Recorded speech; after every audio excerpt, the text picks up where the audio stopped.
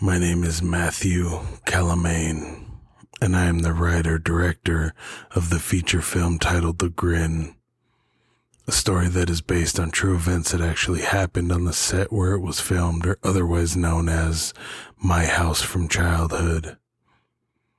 I found myself at home one weekend night. My parents were out of town, and I was returning from a canceled sleepover at a friend's house.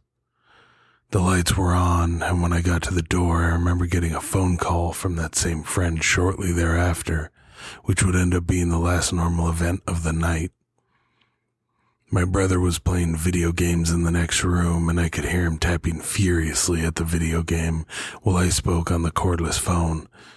I walked around in the living room and ended the phone call in the kitchen when I remember hearing some kind of high-pitched squeal that came from the house somewhere.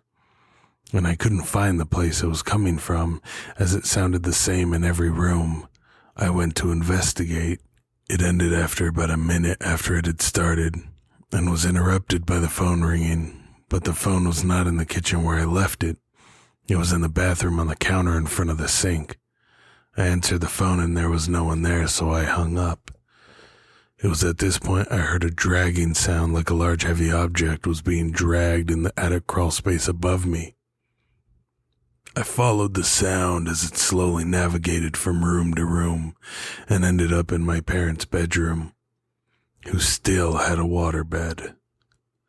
After the sound made it to the far wall, it stopped and the phone rang again. This time my friend was on the other end of it. I told him what was going on and he told me to be careful and call the police. After I got off the phone, I laid down on the waterbed and was horrified to find a body-shaped solid object inside the waterbed mattress and leapt out. Then I heard a knock at the door and answered it quickly, but nobody was there. It was at this point where my brother called me from his room to check something out that he had just discovered in the game he was playing.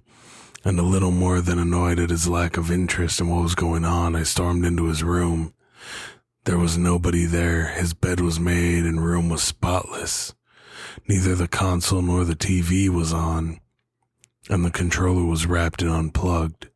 There was no way he could have hid and cleaned the room in the few seconds it took me to make it from the front door to his room. I had been alone the entire night, hearing for 20 straight minutes my brother playing a game that he was not present to be playing. The phone rang again, but again, it was not where I left it. This time it was on the kitchen counter where I originally had left it. So I walked through the entire house to answer it. It was my friend calling again, this time saying that the call was dropped for some reason and he was calling me back. I explained what just happened and there was another knock at the door. Since I was standing right next to it, I peeked out the window for 2 seconds of the knocks and there was nobody there. At this point, I opened the door and stepped onto the porch to make sure I didn't see anyone running away, as I had a large wide open yard and there wasn't anything to hide behind. I walked into the yard to look around but didn't find anything. I found myself engaged in several more minutes of talking before my friend got off the line. And it was at that moment where I realized the place I had been staring off into space while talking were 2 very large, black, reflective eyes looking back at me. The figure was tall and lanky and stood only 10 feet or so from me.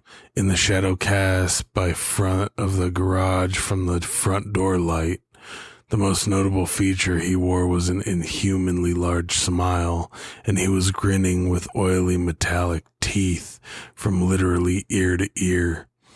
Despite me staring directly at him for more than 5 minutes, I pretended I did not notice him, and through willpower alone made it inside the house without running as fast as I could, and instead walked calmly. I remember feeling like if I ran, he would chase me, and somehow knew that he would have caught me easily. I barricaded myself in my room the rest of the night and did not fall asleep until the sun came up the next morning and my parents were home.